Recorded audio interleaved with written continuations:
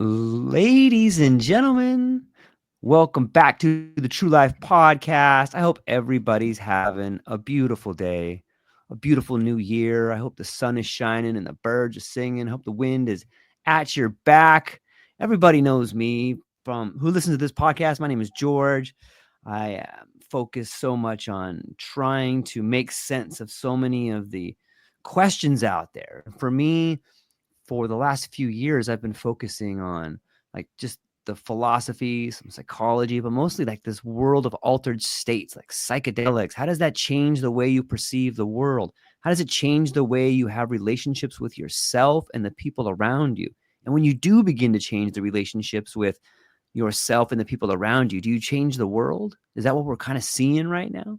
Well, that's a little bit about me, but let me just go ahead and introduce my guest we have today. So today we embark on a transformative journey into the vibrant intersection of consciousness research, ethics, and the rich living history of the international psychedelic movement. Our guide is none other than Tom Saborowski, a passionate seeker of mind-expanding knowledge, a serious scholar of psychedelic studies, and someone who knows how to keep the journey groovy with just the right dose of humor. Tom's work transcends the boundaries of psychedelic experience itself, diving deeply into the ethical and historical dimensions that shape this fascinating field. He invites us to explore the untold chapters of the psychedelic movement, uncovering insights that challenge our perspectives, expand our awareness, and remind us that the pursuit of knowledge is as much an adventure as it is an awakening. So open your minds, settle into the moment, and prepare for an enlightening conversation that promises to leave you inspired and maybe just a little more curious about the mysteries of consciousness. Tom, thank you for being here today. How are you? Thank you very much for having me here, George, and for the wonderful invitation. Yes, thank you. Yeah, the pleasure's all mine. You know, I've spoken to my audience quite a bit about how I got involved in psychedelics, and it came from a relationship that I had when I was younger of like experimentation and just going out and having fun. And then as I got older into my 30s and 40s, I became to really foster a new relationship with them, particularly after my son had passed away. It really helped me begin to understand there's a lot more going on, and looking for meaning is something that can help you find purpose in life. But what about you, Tom? What was your Yes. circuitous route? Thank you. So I will not talk too much about my personal experiences because Yeah. my supervisors recommended me to not do so in the public discourse. But of course, I can talk something about my journey. And I'm still young, so I'm now like 24 years old, and I discovered the psychedelics here around 6 years ago. And it all happened in Amsterdam. So where else? Right. So in the European Union, because I'm originally from Germany, and in the European Union, of course, that's the first place where something magical can happen.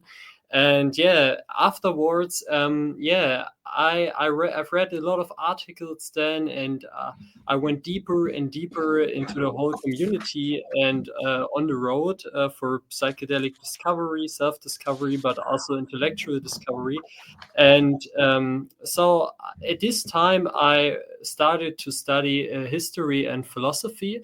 And I always felt that urge to dive into philosophical thematics, for example, but also into historical thematics. And I think now I'm going to become more and more a psychedelic historian who embarks on time travels with an Yeah. expanded historical consciousness. I would describe it like that. And yeah, so for me, it is pretty nice to speculate about history and also philosophy because it connects different generations of all fields of work through shared knowledge and also respect, for example, for the past. And I think that is a little bit my quest that I want to follow inside of the psychedelic community and especially inside of the research. And yeah, one or some thematics that I were interested in the last year into were, for example, the psychedelic counterculture movement in the Mm. 1960s, especially in the USA, but also in Germany. And then, for example, also the development of the Silicon Valley and how that interfered with the psychedelics. And in my master thesis, especially, I explored how Timothy Leary and the Harvard Circle try to build up the counterculture, and what their kind of plan was to transform society. Yeah, by setting up this kind of countercultural movement. That's Yeah. until now. It's exciting, you know.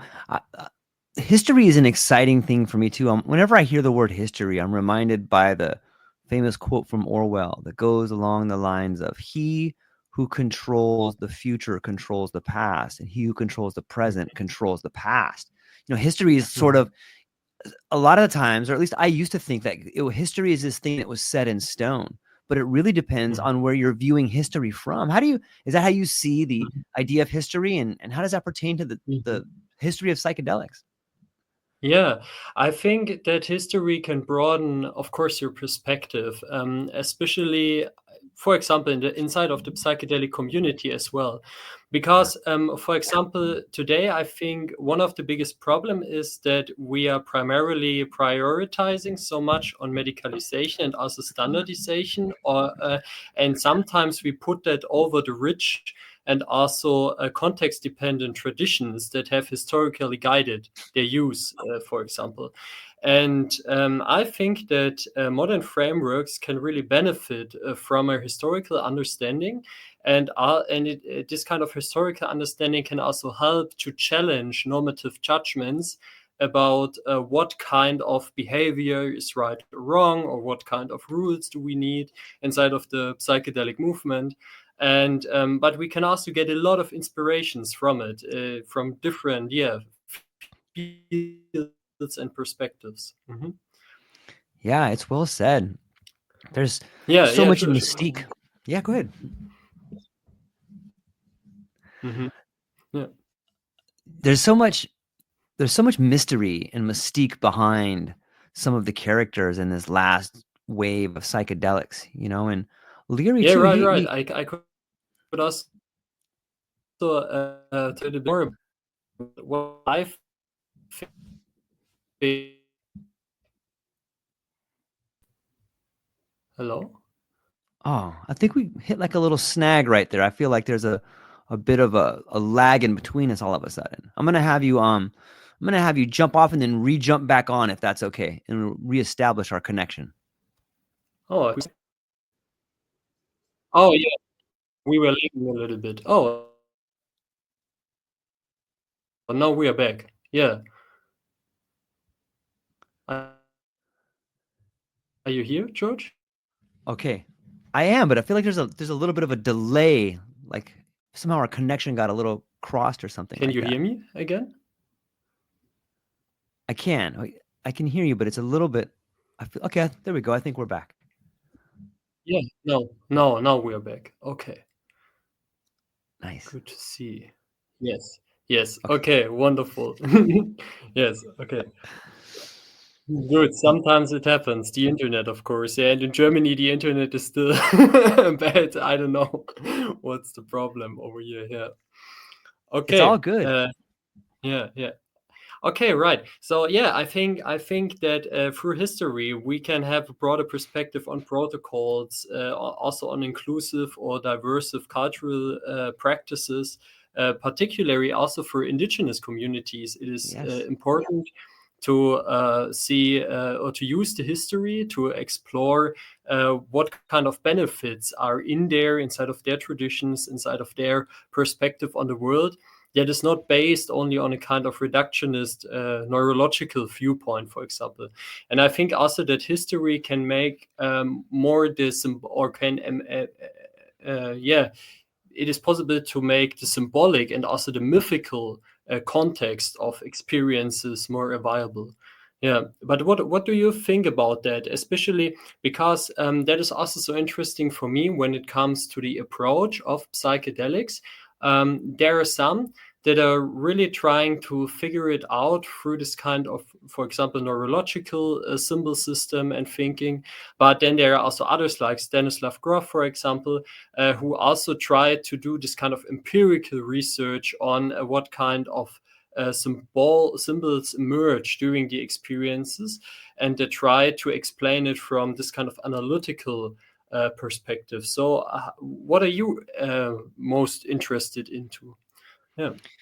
Those are all beautiful points, and I admire all of them. I feel like what's interesting is sort of this spiral upwards, this double helix of science and spirituality sort of moving upwards together, because you're right, there are so many people in clinical trials that are desperately looking for a way to monetize these particular chemicals. And there's a lot of neurological research or neuroscientists that are trying to look inside the brain and figure out, hey, how does this connect to the 5-HT2A receptor, or what is serotonin 7? And and it's on some level, I see this sort of mock debate between science and spirituality as like one voice, because they're both doing the same thing. When we look at science, it's I'll probably get killed for this, but science is basically prophecy. It's like it's pretending to predict the future on previous relevant events, and they don't measure all the variables. They can't measure all the variables. There's too many of them. And the same thing with spirituality. Like, it doesn't have all the answers either. So I'm really excited to see how these two forces are sort of coming together and like shaking hands and like, okay, let's work this thing out together. I'm excited for that. And I don't know how it's going to play out. I don't know if we're going to see an explosion, revolution, but I do think the more it's tried to be kept in the medical container, the quicker and more violent it tries to get out of that medical container. Yeah, that's an interesting perspective, of course. Yeah, I think that this kind of, I think they call it from a philosophical standpoint, they call it the naturalistic approach to look at things with data and more with this kind of empirical research, where you also have the symbol system that they use in neurology and so on. And I really like it, and it is quite necessary to have this kind of empirical data and to build better and better models of, for example, consciousness. But at the same time, I also think that now is the biggest challenge to integrate these kind of different approaches, like the spiritual or this kind of naturalistic approach, into a coherent whole. Maybe also for something like psychedelic therapy, so that different persons can find some meaning inside of that. Yeah. Right. I love the idea that you. What do you think? How can No, go ahead. a kind of transformation look like, especially when these different fields merge together?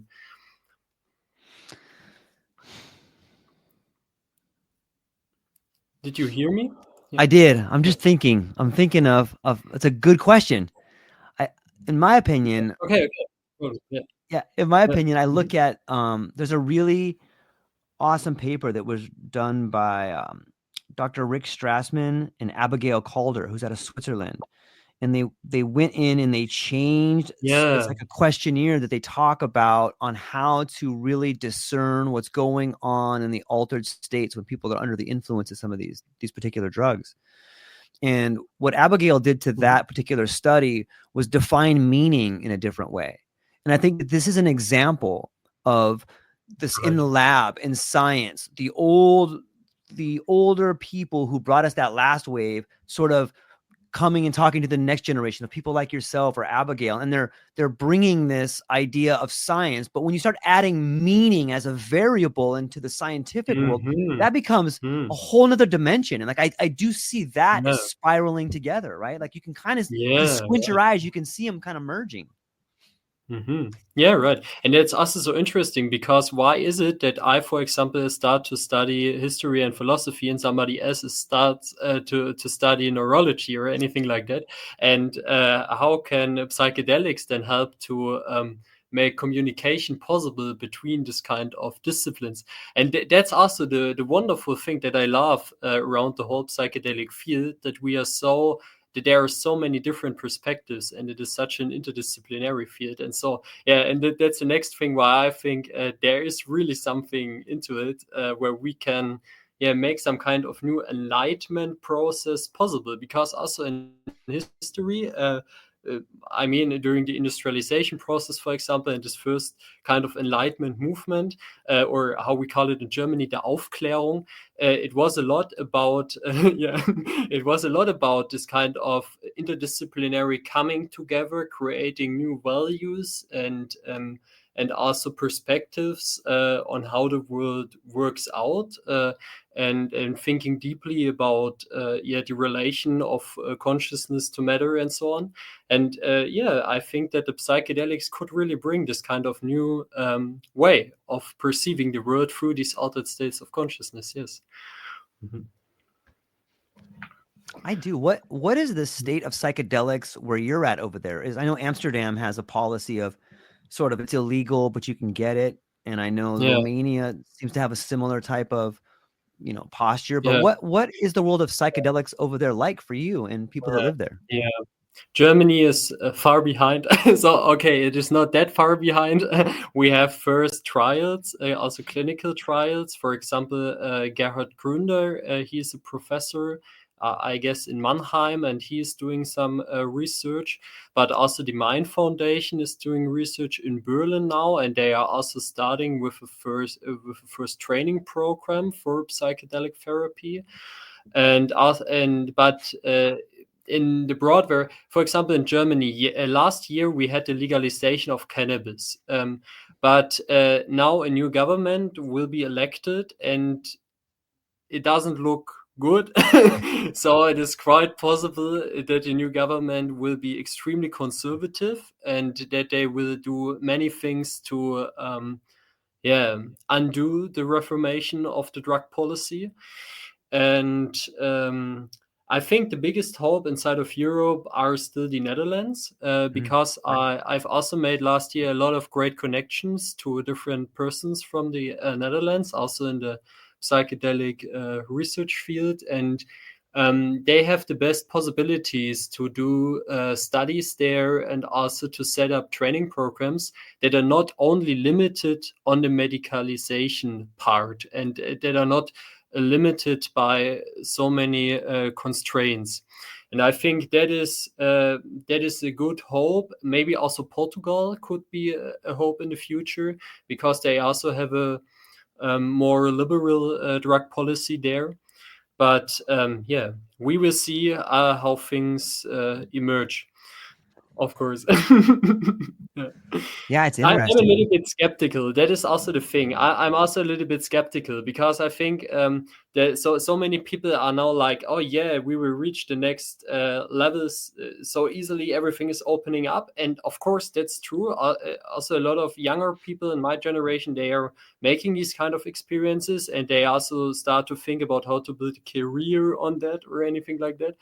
But I still think that it will take a long time until we really enter um, uh, such an open society. Yeah, because at the same time we have a lot of crisis, and that is something that was also so interesting for me from a historical standpoint, because I did this kind of research on the 1960s, and it was, for me, it was pretty important to research how Timothy Leary and his research team or why they did this kind of countercultural movement, because it was a response to the US crisis of the 1960s. And there were a lot of crises: nationalism, racism, classism, conformism, consumerism, dogmatism, excessive bureaucracy, all that, and sometimes I feel like we can see a lot of these symptoms also in today's society, in the US, but also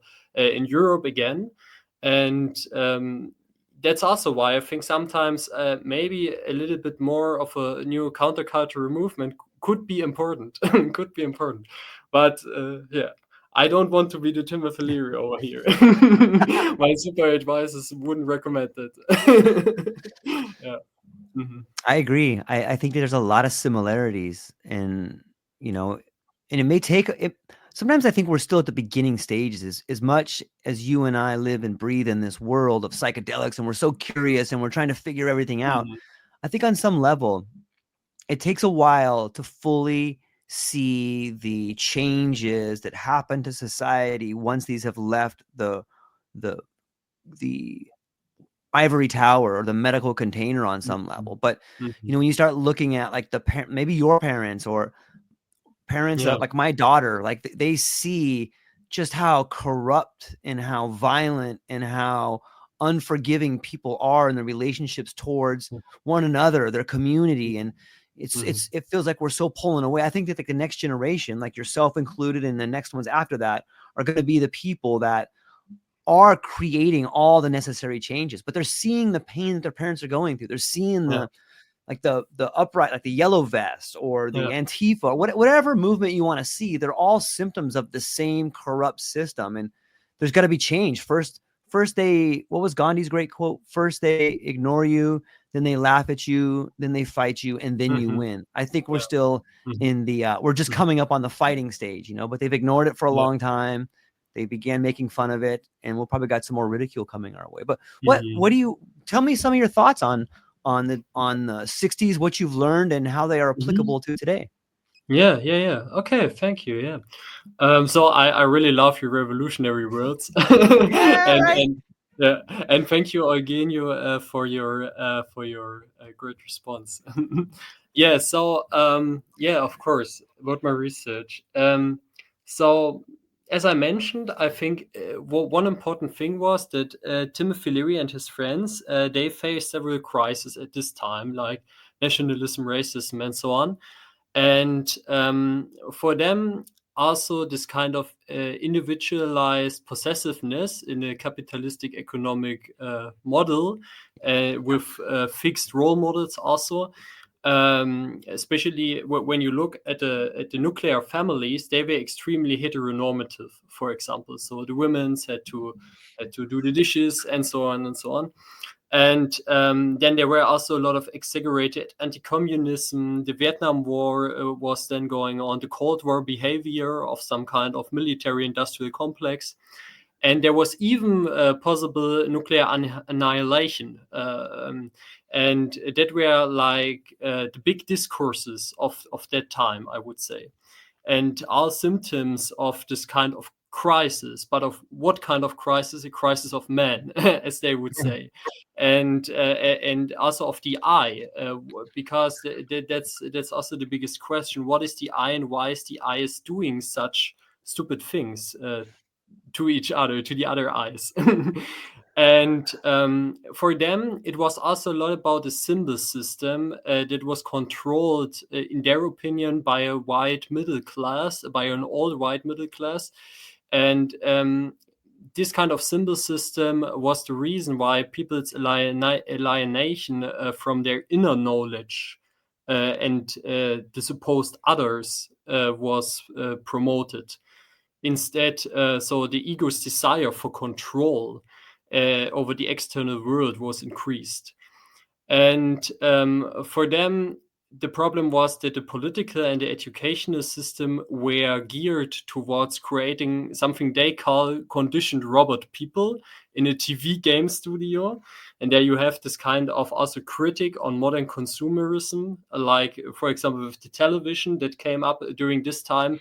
It was possible that you just you went to the work in the morning, and then you got home in your little house, and then you watched TV all day, drank your beer, and then again, and you never had the time and the space to reflect on the deeper questions of life. What am I? What Yeah. are we doing here? Why am I here? What is suffering? And so on and so on. And so they criticized it a lot. So and then and that's the interesting thing about that. Mm, they thought a lot about how to change that, especially with the help of psychedelics. And for Leary, especially, psychedelics played a big role. And I really recommend you one thing to read this book, The Politics of Ecstasy. So that is one from the 1968, or it was my main source for writing this master thesis. And it is an interesting book because there are different essays and interviews collected where you can read more about the spirit of the 1960s and how they viewed the society. and also how they interpreted the psychedelic experiences. And for them, the psychedelics had the possibility to open up persons again, or human beings, or whatever we are, to this kind of questions. What am I? What am I doing here? Why am I suffering? How can I get out of it? What is the basic energy of the universe, or anything like that? And and then they thought a lot about how can we make it accessible for more persons. And especially at this time, a lot of young persons were born. It was after the Second World War, so a lot of younger people emerged into the world, and they thought a lot about how to overthrow this kind of corrupt symbolic system that brought so much pain inside of the world. And for that, it was necessary to start a counterculture.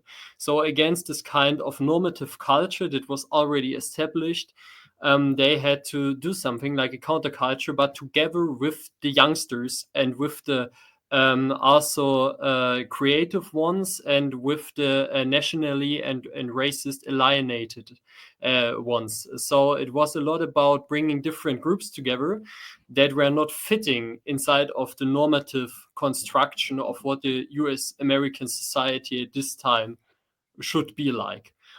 And I think I can talk the whole day about Yeah. this. But yeah, just to wrap it up, and and then it was pretty interesting because they gathered together at first in the Harvard University, because Timothy Leary, he was a former Harvard professor, and also his closest circle like Ram Dass and also Richard Alpert and Ralph Metzner, and but many others also. There were a lot of persons from different kind of fields and backgrounds, so it was an interdisciplinary circle. And then they crossed the point where the established system was a little bit scared by their approach to the psychedelics and abandoned them. And then things went pretty wild. So somebody from the Hitchcock family, they helped them to get a big house, a big villa, and a big estate, and then they tripped balls over there, Yeah.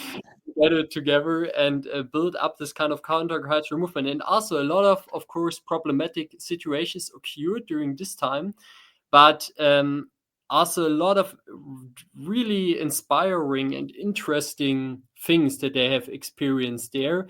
And they really worked out some kind of philosophy that was a lot about inner freedom, and how to create a space where inner freedom can be expressed, and where human beings can try to get rid of their socialization processes and their symbol systems that were put inside of their minds during their upbringing and during their biographical life process. Yeah, okay, that's it until now. Yeah. It's Thank you, beautiful, John. man. It's a Yeah. great. I'm glad. Feel free to carry on as long as you want. It's really good information, and I think you bring up some phenomenal points about culture, in the first four letters of culture being cult, and what kids are taught to Mhm. believe, and this idea of a shared sacrifice and shared goals that really wasn't shared amongst the people. It was shared Mhm. amongst a few people at the top that wanted to Mhm. maintain power. And it's Mhm. interesting to think about it from that angle. Mhm.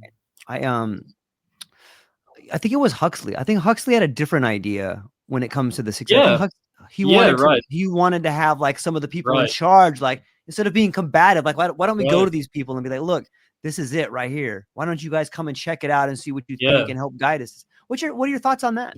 Yeah, and that's completely right. So, and that was also a big discourse at this time. So Huxley and Osmond, they had another viewpoint, and for Huxley, Timothy Leary was at one point something like a little bit a new, not like a new Adolf, yeah, right, like a new Adolf Hitler. I think that was what Huxley was saying about Timothy Leary. And of course, it is a little bit hilarious. And also Timothy Leary said later on a lot of people projected different figures inside of me. For some, I was the red. How is it called? If you catch the rats, this kind of historical figure in English, the red. Do you know it? This kind of figure. A It is Pied famous. Piper? Yeah, right. The red piper. Yeah, for Yeah. some, I was something like the red piper who seduced the Yeah. youngsters, or no other fiddle, or the devil, or anything like that. And for others, I were the prophet and the Yeah. messiah, and so on and so on. But that's also so interesting about this kind of countercultural figure of Timothy Leary, because he somehow managed it to become this kind of projection person, or where everybody could project their images, their archetypical images, also into him and into his actions. And that is also pretty interesting about this trickster personality. And the trickster differs a lot from the approach that Huxley had, or that also Osmond had, because they were more like today. Like many scientists see it today, that we have to be aware about how the society will react to psychedelic research and to the way we are doing psychedelic therapy or anything like that. And we need this kind of a more elitistic approach, where we have good concepts and stable concepts, and only do something like psychedelic therapy. But psychedelics are not meant for a broader mass movement or for anything like that. And that was an interesting historical clash, and I think we will see this kind of clash also more in the future, when psychedelics are going more and more into the public again. And my personal point of view is, so I can understand both perspectives, and I think we need both perspectives. So I think we need the Timothy Learys or the far out visionaries, but we also need the Aldous Huxleys, who really try to reduce the risk and to uh, do more for safety and for a safe usage. But I also really like it to see psychedelics as more than just therapeutical drugs or anything like that. For me, because they have so many implications, and my main goal is to reduce the kind of normativity that is imposed on any kind of psychedelic experience or interpretation of altered states of consciousness. Yeah. Yeah, it's really well Yeah. said. What are your yeah what are your thoughts on that, especially on this controversy? Because I think you're also more this kind of transformation guide, right? Yeah. Yeah. Yeah. Yeah. I like a large part of me is waiting with bated breath and white knuckles to start seeing Mm. day glow school buses start charging down the street, and the new electric Kool-Aid acid test starting to happen. And Ken Kesey on the road. yeah, totally. Like Yeah. I see it, Yeah. on some level, but Mhm. maybe on some level it was a mistake to be so combative. The older I Mm. get, the more I think like maybe the people in charge would be more amiable if we let them play a part, but it doesn't have to be, let's put this in the water. Even though there's times in my life where I think that's a fantastic idea, probably get yelled Mm. at for that. But on some level, like, how do you get, my personal journey has gone from, let's put it in the water to, okay, that's a horrible idea. Let's try to find a way to make it better. And the conclusion I come up Mhm. with is every individual has to become the Mhm. very best version of themselves, and that Mhm. will change the fundamental ways that we see the world. It's sort of the bottom up approach, but it's slow Mhm. going, and if you're too idealistic, you don't see it. You're like, it's not working at all. But I talk to people all day long that it's working. I spoke with a gentleman, I won't name any names, but a while back, who was a pharmacist, and he went down and did some therapy and came back and is like, I can't be a Mhm. pharmacist anymore. These drugs are killing people, and I'm giving them to him. And here's a guy that Mhm. went to school for a large part of his life, and he had a nice place and he had a good life, and he just had this idea of like, you know what? I'm so unhappy because of what I'm doing. I never Mhm. wanted to do this. And like Mhm. that to me shows winning. That to me shows people doing their own homework and figuring out why they're unhappy, and psychedelics Yeah. being a part of it. Like, we're going to Yeah. change it from each individual. So it seems slow, but I think it's contagious. And maybe the revolution is a revolution in individuality on some level that changes the Yeah. whole. Yeah, that's interesting that you mentioned that. Yeah, right. I think there are also some.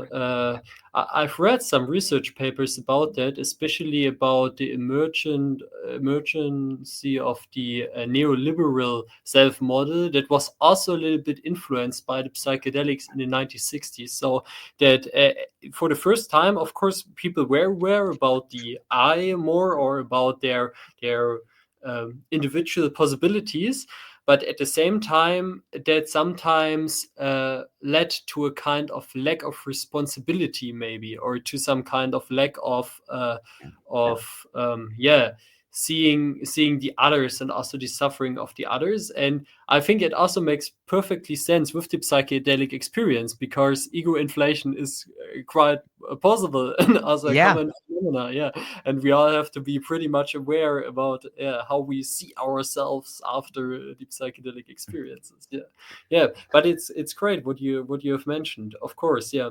I also think that this kind of individual. Yeah, in the end, it is about the eye, because you only have minimal control about the eye.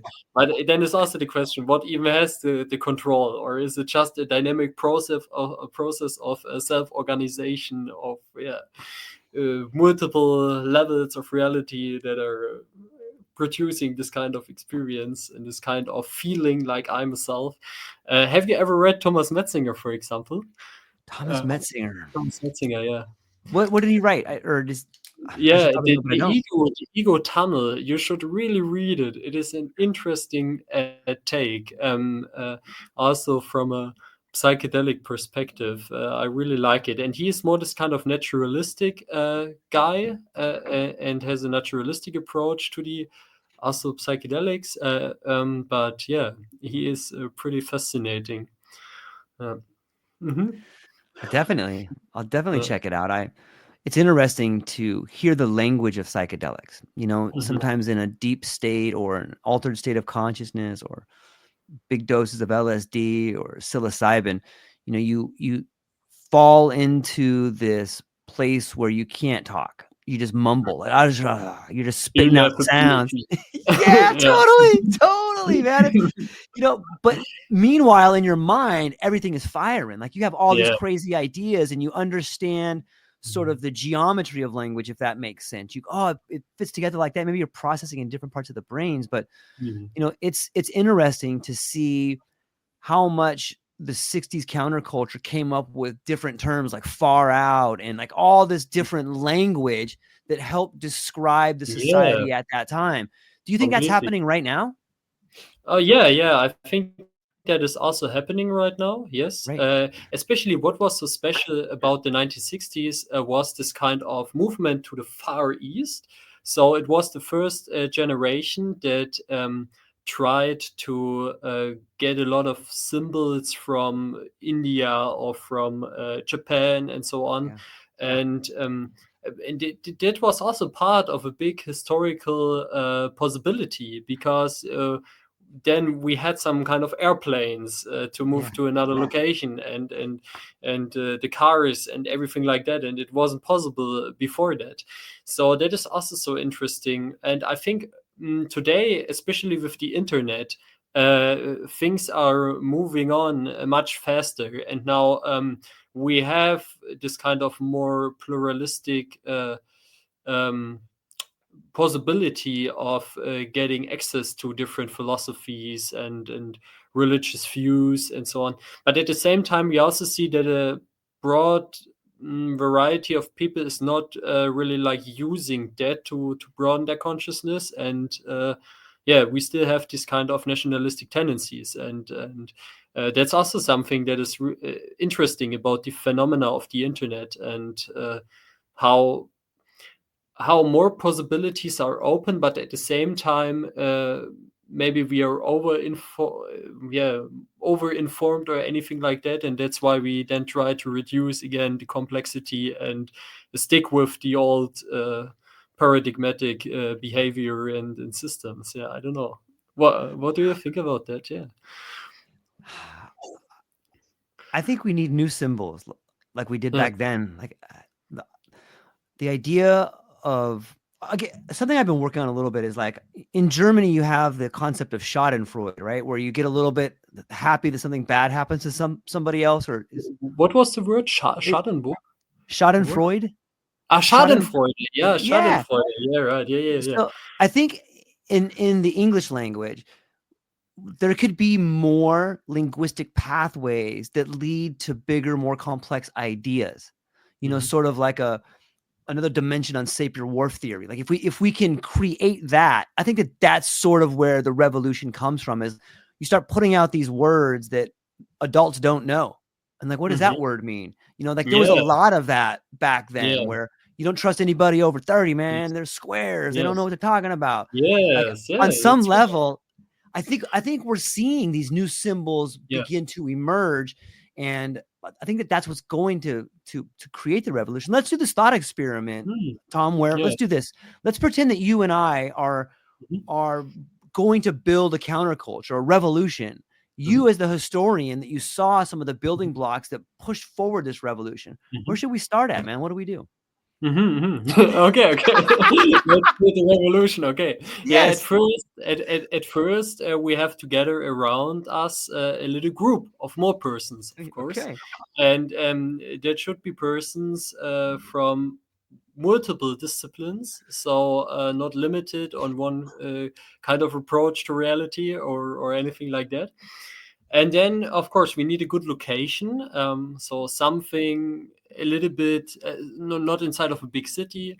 It must be abroad, maybe, yeah, near a forest with a wonderful lake nearby, and Yeah.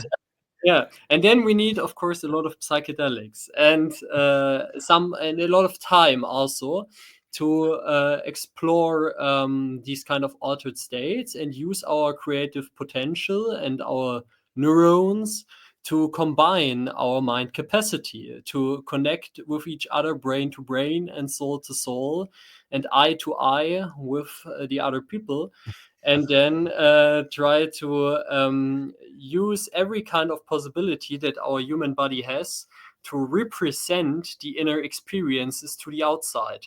We can do singing, we can do dancing, we can paint, we can write, we can do poetry, and so on and so on and so on.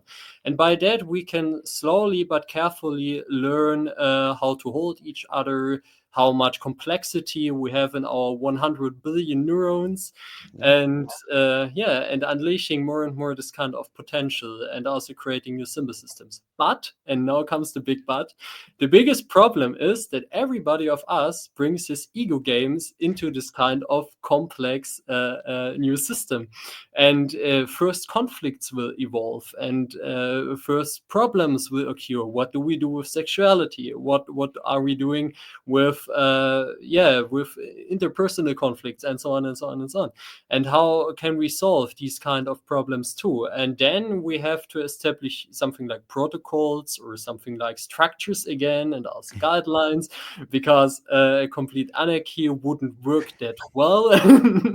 And then we will see the first power dynamics kicking in, I guess, and that's also an interesting moment, because then we will see that some individuals try to be a little bit better than the others in different areas. And then we have to think about how to handle this kind of power, for example.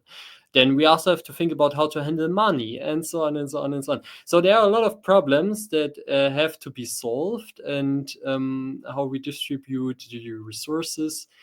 And yeah, but in the end, it will be a funny experience. But I think and during this time we can unleash a lot of creative processes, but after this whole process is finished, that's what happened in Millbrook especially, and in the Yeah. 1960s, there will be a point where this kind of new enlightenment process is quite finished, and because there are some deep conflicts or anything like that, or the individuals are trying to concentrate on something different, and then everybody will move to another direction. But during this time, of course, it is possible to learn a lot of great things, I guess.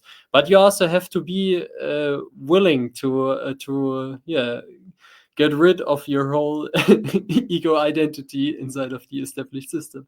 And the biggest question is who really wants to do that? And yeah, that's the thing. That's the thing. Yeah. That are my There's a lot of ideas. there's a lot of fear. It's hard to Yeah, leave. It's hard to walk away from a job where you make $150,000 a year. It's hard to walk away from certainty and go and, you know, rewild thank yourself you on a again. level that is difficult. We got a question coming in here from Yeah, Eugenio. yeah. He He, says, he just told us that it was really refreshing. Thank you, Eugenio. Yeah. "Yeah, thank you." Yeah, I I'm hopeful. I think that on some level, those people that and we've seen it. We've sort of seen it with like the yellow vest movement. We've kind of seen it with the protesters that descended on Wall Street, back in the 2000s. Like we Mhm. see it in these cycles, and I'm hopeful that we're going to find ways to figure out how to move the revolution of self into the mainstream. Sometimes you go down this. Sometimes I see some similarities with such an aging demographic of boomers. Like there's so Mhm. many people in the world right now that are over the age of 50 or Yeah. 60. And that has a profound effect on the status quo. Like that's, Yes. Yes. the only people that are watching TV are people in their 60s. And like, Yes. so, and you know that the advertisers have that all figured out. Like that's why you can, at least in the United States, you can see these drug commercials, or, you have Fox or CNN, which is Yeah. chocolate and vanilla, but still ice Yeah. cream. You know what I mean? You Yeah. can, Yeah. Yeah. so Right. it's interesting to see the Yeah. demographic change. What's your Yeah. thoughts on the demographics? Yeah, of course. I think, especially in the US, you had this during the election. It was at first the possibility of voting for an 80-year-old man or an 80-year-old man, and so It's a crazy. white 80-year-old man. Yeah, and I also think that democracy is really in danger if you only have these kind of possibilities. You have. It is also a little bit interesting for us as Europeans to see that you only have like these two big parties inside of the US. But of course, also in the European countries, things are not better at all because we also have these kind of demographic problems. But I would also say, and that's also the interesting tendency, for example, when it comes to the more right-winged movements and also conservative movements, um, they are there are not that much old people that are voting them, but also a lot of young people, especially in Germany, like Mm, with the alternative for Germany or for Deutschland. They are also voted by a lot of younger people, and like Elon Musk, he connected now with them, and yeah. he supports them and so on. So, and this kind of tendency is. Yeah, it's also problematic because they are only trying to i- yeah, they are living from hate. They are living from really low emotions and frequency, from all the fear, from the hate, from the grief, and so on and so on and so on. And it tells a lot about our society and what most people feel inside of the society when they vote for persons like that. Yeah, and I think that is really frustrating and also sad to see. Yeah, yeah, and now it's also the biggest problem. How can we open the persons up again to love, enjoy, and yeah, embracing life? Mhm. Yeah. Yeah, it pulls back the curtain on the ideas of corruption. When Mhm. you're constantly being propagandized, when you're constantly being lied to about fear and death Mhm. and these people or Mhm. those people or Yeah, this team, yeah, like yeah, who are they? Who is yeah, this? Like yeah. they are us. They Mhm. are us. And there's Mhm. a bigger problem Mhm. that's Yeah, stopping us from moving forward, and that's completely. us realizing that whether I have no problem against like the Russian people, the Ukrainian people, the Israeli people, or the Gaza people, but the governments in control are a giant problem. Like these Yeah. people don't care at all. It Mhm. seems it seems to me that there's a different agenda for governments versus the people they govern. Mm-hmm. Yeah, that's the biggest question, of course. Yeah, Right. I can't say too much to the power dynamics. Also, what or how governments are considering their kind of tendency of building narratives. But Yeah. yeah, it's somehow just crazy. I also think that in politics, and that's I think also one thing that is pretty important for me when it comes to this kind of conspiracy theory, because also inside of the psychedelic field, we see a lot of this tendency to be extremely against the establishment, and that is also part of the 1960s tradition, of course. And Mhm. it is so important to be critical and also to question authority and just say no, how to vocabulary said. Yeah, but at the same time, I also wonder because, for example, there were a lot of people that voted for Trump and for JFK because they were like, yeah, they will legalize psychedelics and then everything will be fine. But this is like a single vote decision, and they also vote for all the other problematic behaviors that such persons produce over there. And so that is a little bit interesting for me to see. And yeah, here's a question. Does the recent U.S. election does the Mhm. recent U.S. election a sign of culture shift, a corresponding increased interest in the self and our place in the world? I think on Hmm. some level it does show a culture shift, even though, like you said earlier, it's sort of a false choice. You can have this 80-year-old white guy or this 80-year-old white guy. It's Yeah. still an 80-year-old white Mhm. guy that's probably Yeah. pretty cemented in the way that he thinks and he does. Of course, all of Yeah. us want to Right. have a change in culture. However, the song usually remains the same. The politician usually says, "Yes, I'll do all these things." When they get in power, it's business as usual. Like, especially for the United States, like we have zero. It seems to me the regular American individuals have zero say in foreign policy. It doesn't matter who gets in power, you're still going to war. And I know that people are sick of that, but I do hope there's a culture shift there and a Yeah. better interest. What is your thoughts on this question right here, Tom? Yeah, right. So, of course, I'm not living in the US, and I only get the media washed intentions. That's also or informations. That's also a little bit the thing. Um, yeah, and it's still a big question for me. So, how much focus on the self, for example, is good? And because it also has to do a lot of with responsibility for others, for example, Yeah. and for our common sufferings. And so if you interpret the US elections as a corresponding increased interest in the self, then it can also be that it is an corresponding increase in selfishness behavior or self-interest or anything like that, but that is not so good when it comes to something like caring about other nations and their problems, or caring about how to connect different kind of people from different parts of the world, so that they can enjoy life and embrace a kind of shared values or anything like that.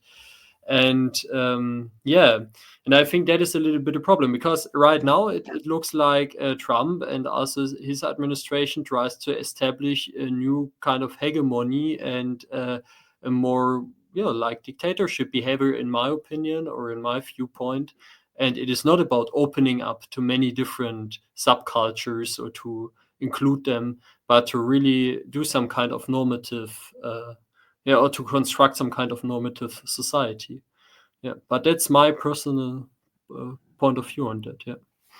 Mhm. Yeah. I've,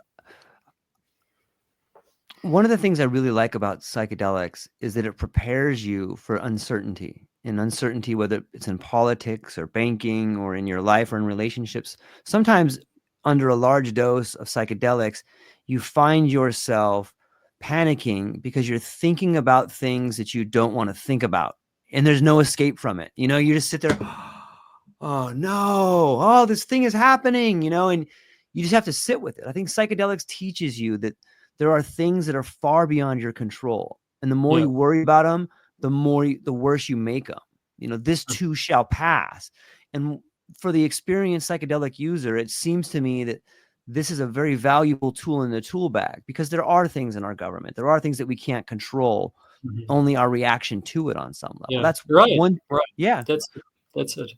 Yeah, yeah, and I see it the same way as a client put it in the chat, that the sustainable positive change is a change in the individual again, and how we Yeah. react to this kind of problems that are occurring. And I also think, or for me personally, it is about that. A meeting here together with you, for example, from another Yeah. part of the world, talking about the psychedelics, but also a lot of other thematics. And it is about that, coming together with other people, communicating face to face, brain to brain, soul to soul, and try to figure out what that all is about and how we can live a kind of better life. Yeah. Hmm. Right. Yeah. Clint Kyles. What's up, Clint? Thanks for hanging out with us, buddy. Clint Kyles has an amazing podcast called the Psychedelic Christian Podcast. Everyone Oh, should okay. definitely check it out. He Yeah. says, I think a sustainable positive change in culture will come slowly through education, not through political power Hmm. games. I Yeah. like that. Yeah, me too. I think Yeah. that education is always changing. And, if we look back to Huxley's, his Hmm. discography, you can see the Doors of Perception, Brave New World, and then the Island towards the end. It's almost like Yeah. you got to see, oh, he's showing us education in real time. Like you may Yeah. have this period of disassociation where Yeah. George will take tons of modafinil to go drive a truck for 20 hours a day. And then all of a sudden you get towards the island and you're like, maybe we could be having ceremonies with a child in a church and showing them how their brain really works at the age of Hmm. 14, like a rite of passage or something like that. So I think Hmm. we're seeing the reflective nature of our education in real time on some level. When we start looking at the history, the books, our lives. I think there's like this Right. Ariadne thread that runs through it. Completely. Yeah. I can only agree on that. Yeah. Yeah. Thank you, George. Yeah. So I got a question coming in for you, Tom, and it says, what advice would you give to someone who's curious about exploring psychedelics for the first time, especially in a conscious and ethical way? Mm-hmm, mm-hmm, mm-hmm. Yeah, that's an interesting question. So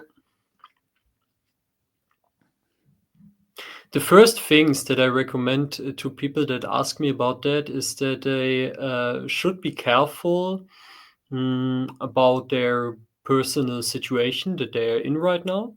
Because when it is about dissolving the ordinary boundaries of the ego, um, of course, you can be exposed to repressed emotions, to unresolved traumas, or existential fears. Mm-hmm. And without a stable ego, this flood of material can overwhelm the psyche, and that can has problematic conclusions.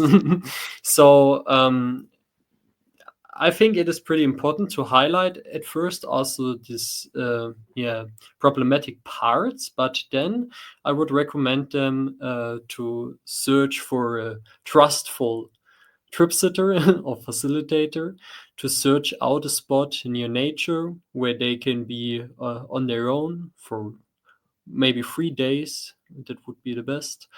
And then, they can experience there whatever they want to experience. I also, that is also the thing, I would recommend them to do it introvertive, but I would also recommend them to go outside and to explore nature and to connect with what is out there, yeah, and to embrace it. And yeah, in the end, it's just the medicine doesn't work for itself. Yeah.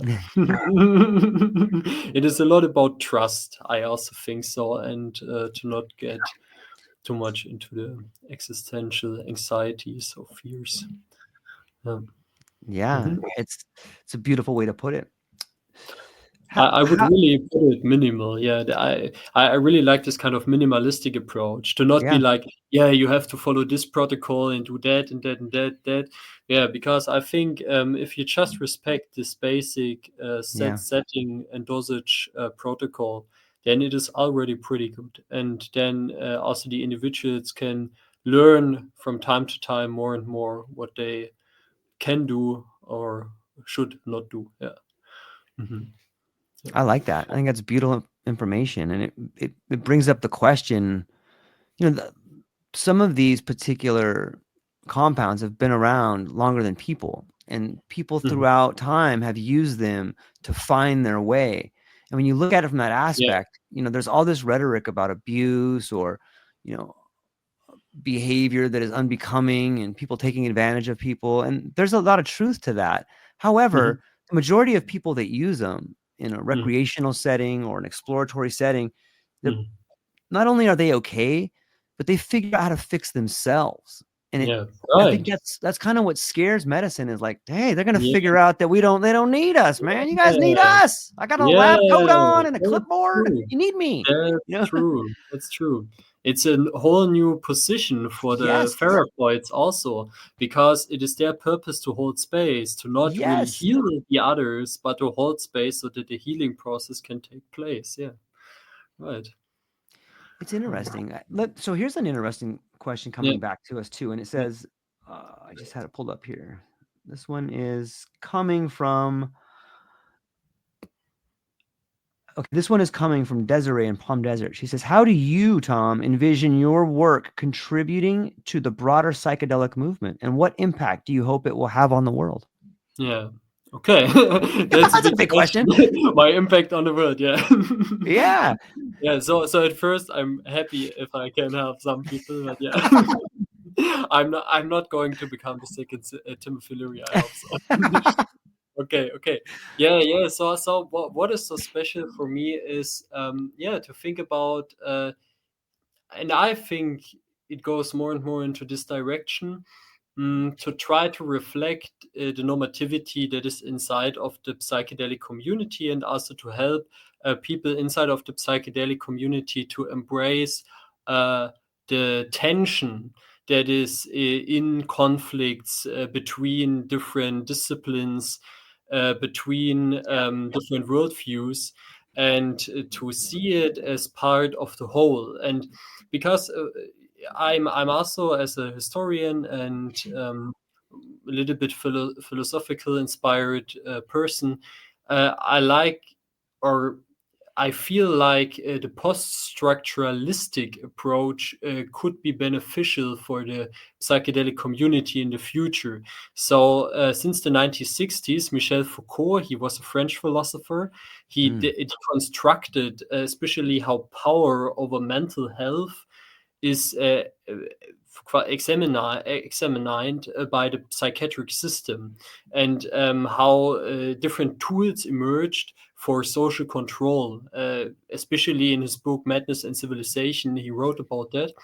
And I think it is a lot about questioning these kind of practices, and they try to enforce societal norms or to legitimize authority by institutions, for example, and to help individuals to think for themselves again. And with my work, I want to do that, to inspire other persons to go on the journey, to open up to their intuitive knowledge, to figure it out for themselves, and connecting with other persons, and living a creative and fulfilling life. Yeah, and if I can do that for some persons or inspire them with my work, that's wonderful. Yeah, I'm already happy. Yeah. Yeah. Well, I think that you were well on the way, man. You got your master's theory out there. Your study, if the best predictor of future behavior is past relevant behavior, I think that you are studying the necessary people to create a better future for people and create Yes, that yes. ripple effect on some So, level. right, Yeah, right. It's about that. it is. We got another Mm. one for you. It says, instead of focusing on psychedelics to heal, could they be better used to redefine what mental health means? Yeah. Hmm. Yes, I really think so. And that is also connected to this kind of post-structuralistic viewpoint, because mental health frameworks often adhere to narrow definitions of normal behavior. and or emotions, for example. But yeah, of course, the psychedelics expose you to altered states of consciousness, and that challenges the idea that a single mode of perception or some kind of emotion state is normal. And these experiences normalize then the fluidity of human experience. I would say it like that. And that the mental health is frequently framed as an individual's responsibility. I think that is also a big paradigmatic shift that we will see, that we will now see more like the systemic or communal influences that come along with the psychedelics, so that we can see and also understand more deeply that we are interconnected, and that all the selves are influencing each other through their actions and through the informations that they are sharing. And by that, mental health care can also often focuses on like daily functioning and avoiding deeper spiritual existential questions. And I think that can also change, so that we have something more like an existential approach to therapy, to not cover only the surface level, but to go deep and to create spaces where people can ask deeper questions, to create a more meaningful life. And psychedelic frequently, of course, evoke these kind of profound existential and spiritual insights. And that helps individuals to grapple with life's big questions and reframe their place in the world. And that's where, in my opinion, real healing can take place, because the answers are already there. You just have to get back the informations. Yeah. Yeah. Yes, For yes to sure. all of that, Tom. That was Yeah. beautiful. It was beautiful. It's so true, Thank you. man. Thank you. Yeah. Yeah. You know, I, I was talking with someone earlier this morning, and we got on sort of this big idea of big changes and big questions. And the way it started was, back in the medieval times, they had like a radical shift in perspective, in some of the paintings, like, and it changed the way people interacted in the world, because they had a new idea of depth perception and perspective Yeah. and artwork. And like, that changed everything for a lot Yeah. of people. Maybe Yeah. it probably changed us as humans. And then the next one that I thought about was, in one of the first moving pictures, people went to the movie theaters and they saw this train,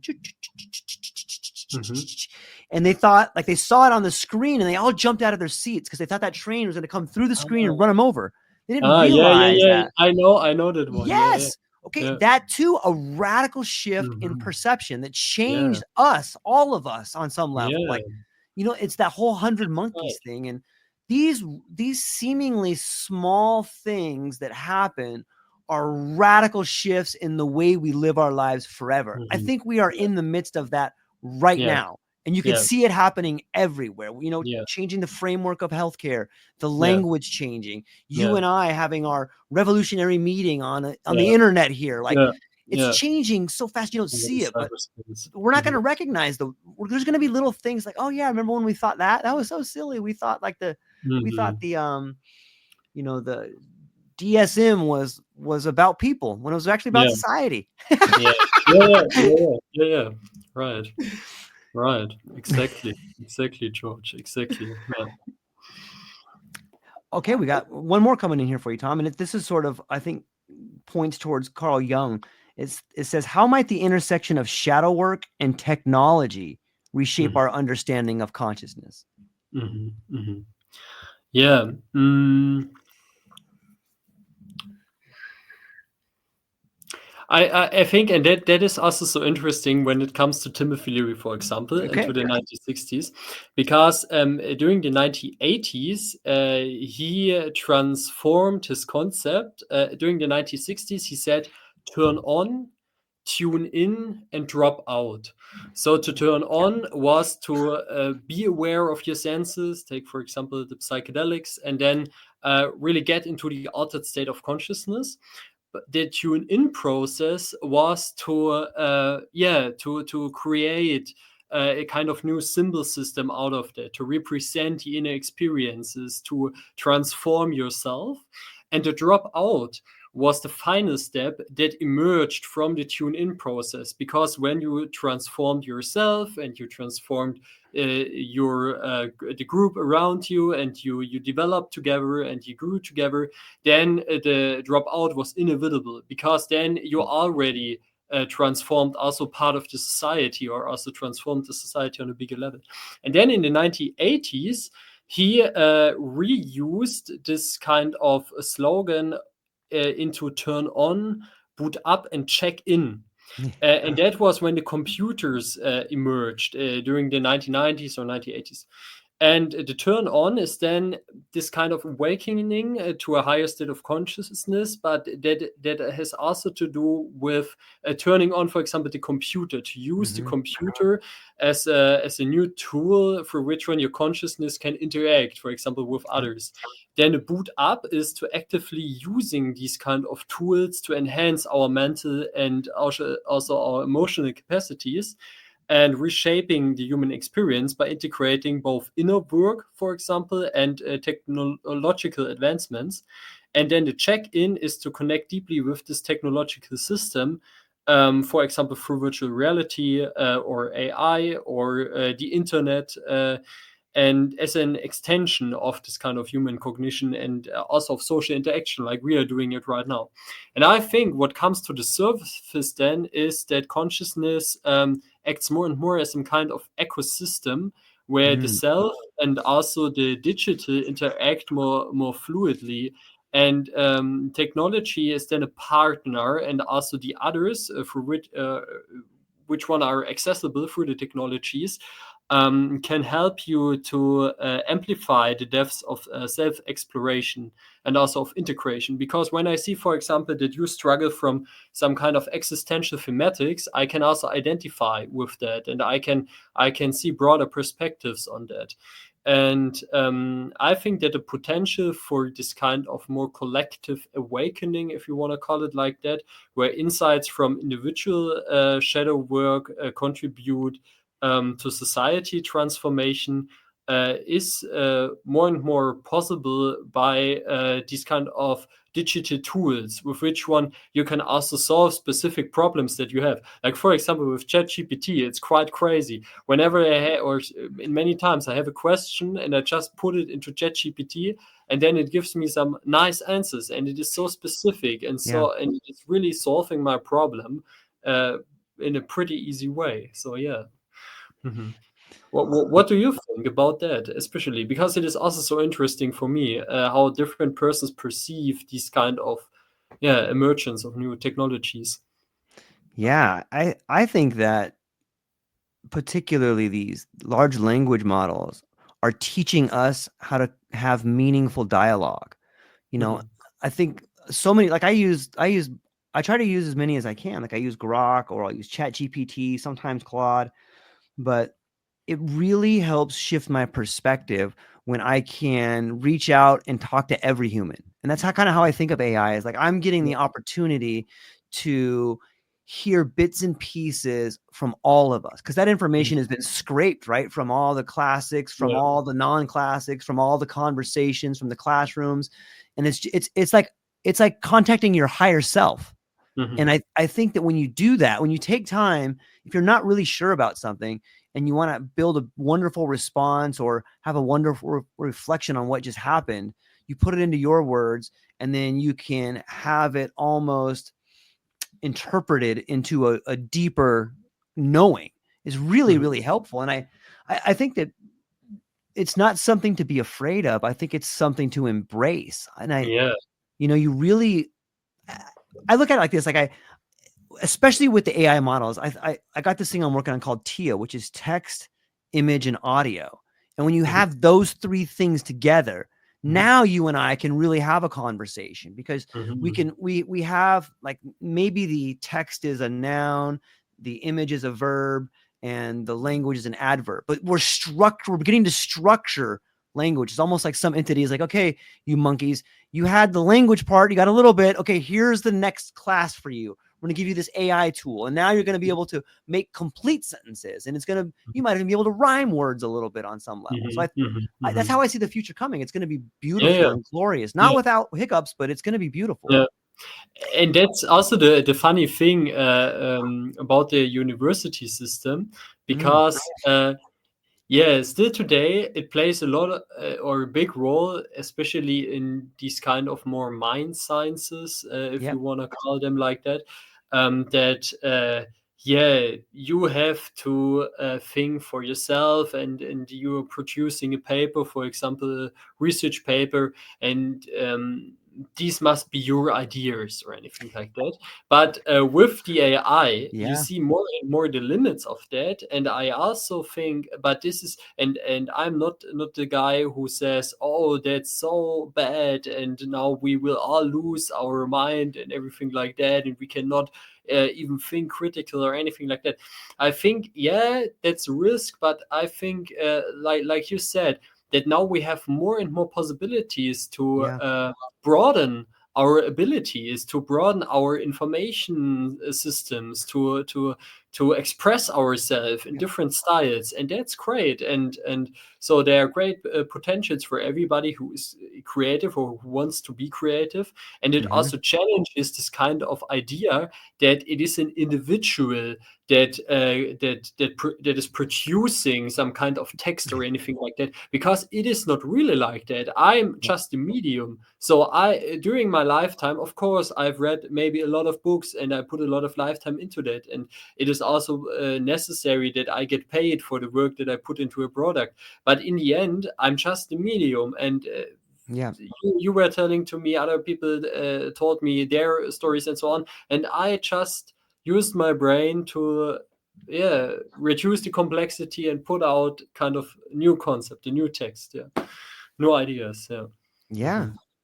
Yeah. It's interesting how it's going to change so many of our laws. Like like, if you Yeah, look at patent law or copyright yeah, material, and right, right. you start going down that rabbit hole, and you're like, Yeah, right, right. there's got to be some And I abuse don't in see there. that yeah, there is, but I also think it is not such a big problem, Agreed.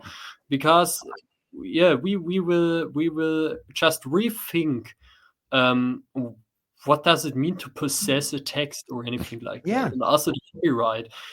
But then, of course, the biggest problem is still, in my opinion, that's not the biggest problem. The biggest problem is still how wealth is contributed in our society to different persons and to the work that they do. And what we really have to rethink is how we, yeah, or who gets the resources and who gets the ability to have a lot of money, for example, by the stock market, but Yeah. is not really contributing anything, and so on. Yeah. And that are the rules that we have to change. So yeah. And with the new technology, I think that will play a much bigger role in the future. Yeah. Mhm. I think this, what we're talking about right now is the Yeah. revolution that we're in. Like, It's this the is rare. all of Yeah, our, yeah, no, this is it. We're in it right now. Like, yeah. you know, if you, Yeah, yeah, maybe it is, of course. I'm from East Germany, by the way, so we had the GDR Republic, oh my right. god, for many years. And the first socialistic movement collapsed, of course. But yeah, we will see. We will see how things will play out. Is it the end It's of the capitalistic system, how Karl Marx would say? Yeah, we will see. it's it's reductio de absurdum on some level. You know what I mean? It's like, this is all our like, we've all contributed to these large language models. Like, Mhm. so how do you distribute the goods of that? Like, does that just go to Sam Altman and you know Larry, just go to that Yeah, handful of people, or does no, it everybody works. get a little slice of this? Because it Right. calls That into the would be idea the of best. copyright. Like, it's all of Yeah. ours, man, and Yeah, it's yeah, yeah, always right. been that way. Right. We But the we biggest fund all this stuff. Go yeah. ahead. But the biggest problem is, how do we get there? Because until now, it seems like the capitalistic model is still working. ChatGPT is now privatized also, Yeah. or they're getting their money that you pay. And yeah, maybe we will also enter the Huxley Orwell society. I don't know. Yeah, of course. But it Yeah. would be great if it is different, of course. Yeah. Yeah. It's not only change that's happening so fast. It's like the rate of change happening so fast. Mhm. It was YouTube, and then it was Yeah. Rumble, and then it's Kick, and then it's TikTok, and then it's Red Note, so Mhm. like what, and there's a lot of, it's funny they call it open AI, but it's not open, but there are a lot of models that you can make your own AI from it. It may not be as good as that model yet, but what happens when Grok gets all their NVIDIA chips, and Mhm. soon more and more people. There's a great book called 2041 that I'm actually reading right now. Mm. That speaks volumes of the future, and it's interesting to read. And I don't know, I see the revolution taking place as we're Yes. talking. You got Yeah. Chat GPT in your pocket. It's a supercomputer. Yeah. That's true. That's true. Right. Right. But also still, a lot of people, of course, or a lot of people don't have the access or the possibilities to Yeah, get access to these kind of revolutionary tools. And yeah, that's then again the big wealth gap, for example, yeah, between different countries and also persons inside of the societies. And how can we fix that one? That is also the big question. Yeah. Yeah. yeah. Yeah. It's interesting. For me, Chat GPT has really shown me, and this podcast too has really shown me that the the viral content, be it a book you put out, a text you put out, Mhm. something you put out, usually if it goes viral, it has a team of people behind them that made it go viral. Even if you look at like individual brands, like if you look at Yeah. Taylor Swift, that girl has a whole Yeah. probably $1 billion team behind Right. her. Right. Jeff Bezos got a team behind him. Elon Musk has a Right. team behind him. Yeah. For so Right. long, we grew up in this idea of like, oh, these people must be incredible individuals, and they might be, Yeah. but they still have a team around them. So what happens when an Yeah. individual can use Chat Right. GPT as their own team? Okay, now you have your own team behind you. It's revolutionary in so Yeah. many ways, and I'm looking Yeah. forward Yeah. Right. to hearing more Right. ideas and It stuff is. coming out. It is. Yeah, Yeah, it is. Of course, I can only agree on that. Yeah, right. It is much easier to build your own products out of it. Yeah, or with the help of it. Yeah, right. how do we reconcile the tension between individual healing experience? Here's one. This is another question coming in. How do we reconcile the Yeah. tension between individual healing experiences and the systemic need for standardized medical protocols? Any thoughts on that? Mhm, mhm, mhm. Yeah. Mm. So I think again the answer is in into an inclusive, diverse cultural perspective. So to really ensure that these kind of protocols try to implement many different perspectives from different cultures, also Yeah. from people from different backgrounds, and particularly for indigenous communities, it is important because they have this long-standing tradition of psychedelic use. And what I think is also important is to allow patients to interpret their experiences through their own lenses. And that's exactly what we have already talked about when it comes to the new role of the therapist, for example, so that they can just try to consult their clients how maybe or to make different offerings of how they want to interpret their experiences through a spiritual or secular or more existential approach or anything like that, without imposing a specific framework on them. And yeah, I think then it is quite possible that we can reduce this kind of tension between the individual healing experience and the systemic needs. Yeah, yeah. Yeah. It was a beautiful answer. Thank you for that. Mhm. We got a couple more. You doing okay on time, Tom? I got a few Yeah, more yeah, questions. it is Okay. quite good. I'm still feeling a little bit more dizzy now because we talked so much, but it's quite good. Maybe we do like one or two more questions or anything like that, Yeah. and then we up a little bit. Yeah, Yeah. yeah, We go. We got this one coming in from. Where's this coming from? This one's coming from Ed. Ed says, "Can leaders advocating for psychedelics remain unbiased, or does their immersion in this space create its own blind spots?" yeah. Yeah, there are definitely the blind spots, of course. That's a big problem. I also think so.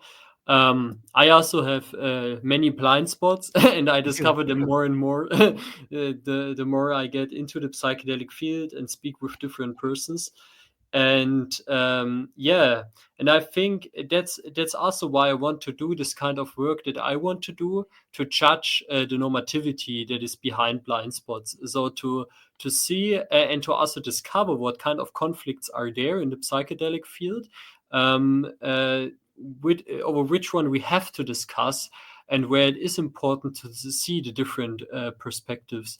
And yeah, I really think that whoever is really interested into the truth and into searching for what this is all about is also an open person, and is also open to reflect on different realities or different ideas of whatever reality is, or can also agree on different metaphysical positions at the same time. Yeah, and I think we just need that, and then we can reduce the blind spots. What do you think about that? Especially, maybe have you ever heard something about the metaphysic debate that is also going on when it comes to consciousness? Maybe maybe you could flesh out the question. Like, Yeah, yeah. what are the two camps on it? Yeah, yeah.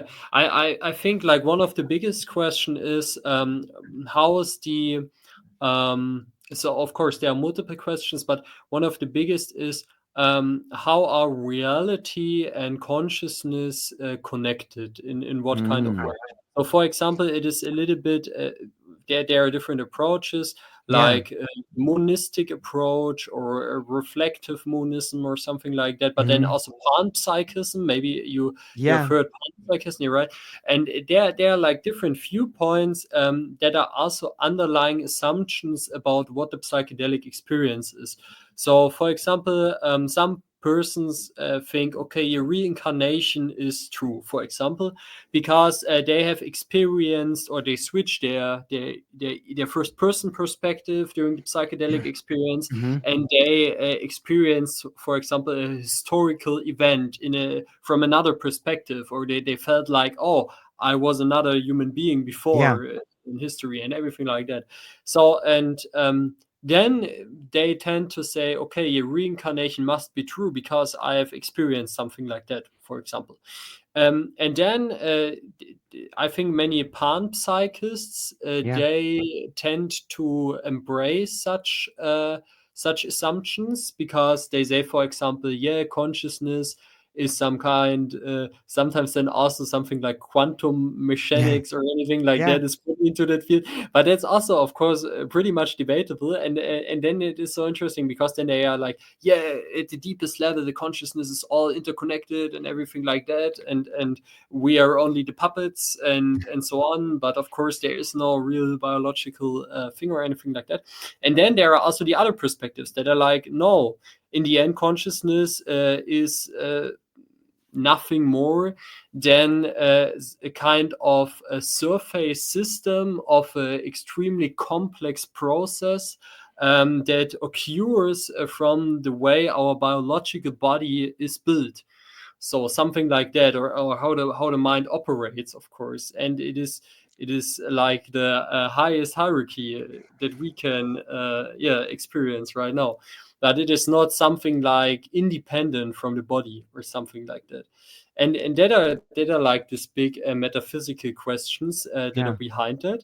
And I see it inside of the psychedelic field, to come back to the question, that there are some, and at all sides you have some leaders that are Yeah. like, yeah, that one is true, no, and that one is wrong. Yeah.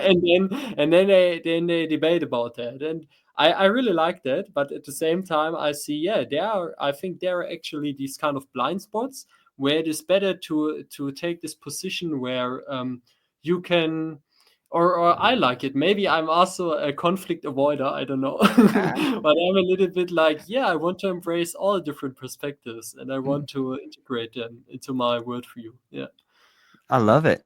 Yeah, yeah, I was reading.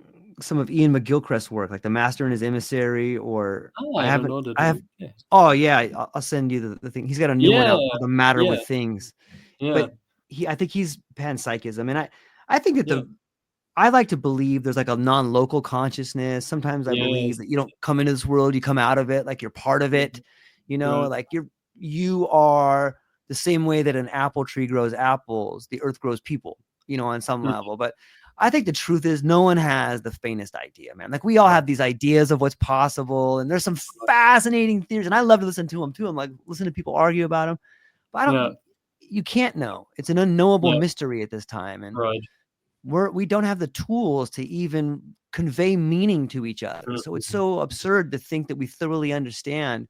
In fact, those are the mhm, people you should stay away from. The people that are like, I have the answer. mhm, You want to listen to them because you're yeah, like, no, you don't. You don't have the answer. yeah, Let's hear it. yeah, It's so much completely, fun, and I like it. But yeah, certainty to me is usually a warning sign of like, oh man, I don't. mhm, Uncertainty seems to be this beast that we mhm, need to learn to live with, and it yeah, helps right, us, but you can right, never be certain of it. But yeah, I love all yeah, those metaphysical debates that are people coming up yeah, with new right. ideas and testing the steel, and it's Yes, beautiful. I will send you a video because there's a Okay. great European philosopher. He's called, I hope I pronounce him right. If not, I'm sorry. He's called Peter Sjöstedt, and he wrote great Yes. books on that thematic, and he also has great videos because, uh, as I know it, he was the first one who put all these different perspectives beside or on the side of each other, and then compared them, and that's an impressive work also. Yeah. Mhm. Yeah. Yeah, that guy's amazing. I've seen some of his Yeah, videos and seen some of the yeah, stuff that he posts. It's yeah, really, really intelligent and fun yeah, and wonderful to get to be alive with people like that. You know what I mean? Like they're yeah. really pushing the Right, boundaries of what's possible. right. That's it. Right. Nice. Tom, so much fun, Yeah. man. I feel like Yes. our hour and a half flew by like it was Yeah. 5 minutes, man. And Yeah. It was like that. Thank you so much, George, for yeah. having this capability. Well, Yeah. is your paper published? What if someone's listening to this and they Yeah. want to reach out to you, Yeah. they want to read Yeah. your paper, where can Yeah. they find you? What do Yeah. you have coming up? Yeah, I'm sorry, it is not published until now because I will publish it as a book at first in Nice. Germany, right, this year. But I hope I can also publish it in English, but it will still take some time. But yeah, if somebody's interested, just follow me on LinkedIn and stay updated. And yeah, we will then maybe speak each other in space and time someday. Yeah. Yeah, absolutely. And I'm hopeful that this is the first of many conversations. It's really fun Mhm. and looking forward Mhm. to more of them. So Right. everybody within the sound of my voice, I hope you have a beautiful day. I hope the sun is shining, and I hope that go down to the show notes and reach out to Tom and ask him some questions Mhm. and live your best life. That's all we got, ladies and gentlemen. Mm. Aloha. Yeah, bye bye. All right.